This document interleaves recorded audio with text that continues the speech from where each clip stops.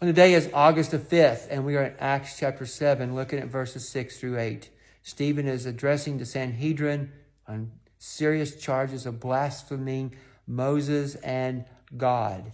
And we look in verse 6. This is God's word. And God spoke to this effect, that his offspring would be sojourners in a land belonging to others, who would enslave them and afflict them 400 years. But I will judge the nation that they serve, said God.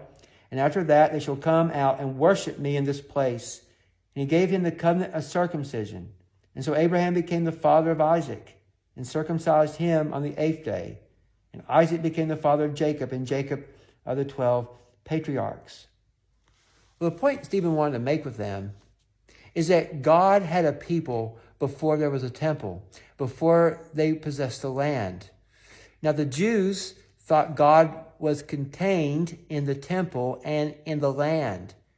But Jesus Christ has come, and God is worshiped through Jesus Christ. We worship God in spirit and in truth, and not limited to a temple or to the land.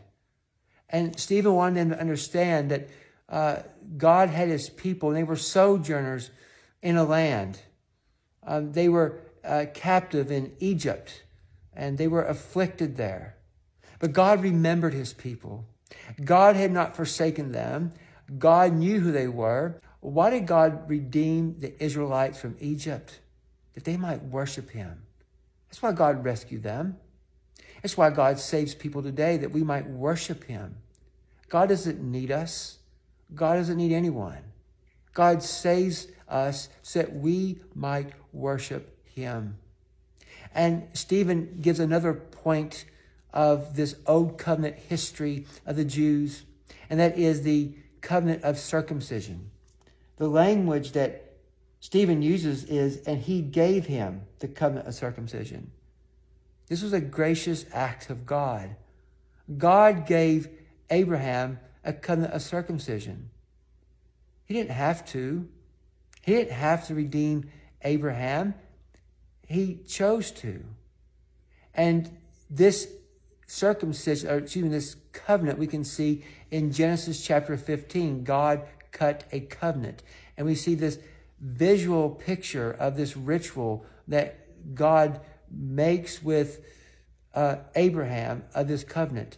In Genesis chapter 17, God reaffirms this covenant. Now, this circumcision was the cutting away of the foreskins of the males who were descendants of Abraham. And this was a visual reminder to them that they had been separated from the world, that they were to be God's pure, holy people. And they were brought into a covenant with God. And God had made this covenant with them. This is before the Mosaic law. Remember that they are accusing Stephen, the Sanhedrin, of blaspheming Moses. And Stephen wants him to understand that God had a people before the Mosaic law, before there was a temple.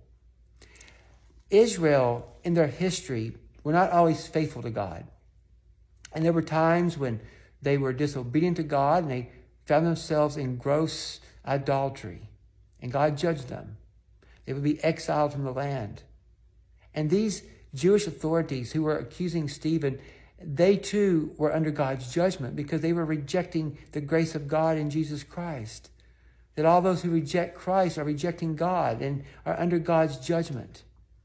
Stephen goes on and ends here in our text today that Abraham became the father of Isaac and circumcised him on the 8th day. And Isaac became the father of Jacob, and Jacob of the 12 patriarchs.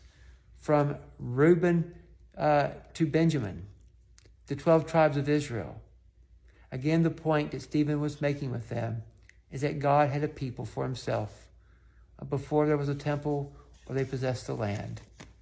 Well, Stephen will continue to make his case, and he will turn next to the son of Jacob, which is Joseph. And we'll look at that next time.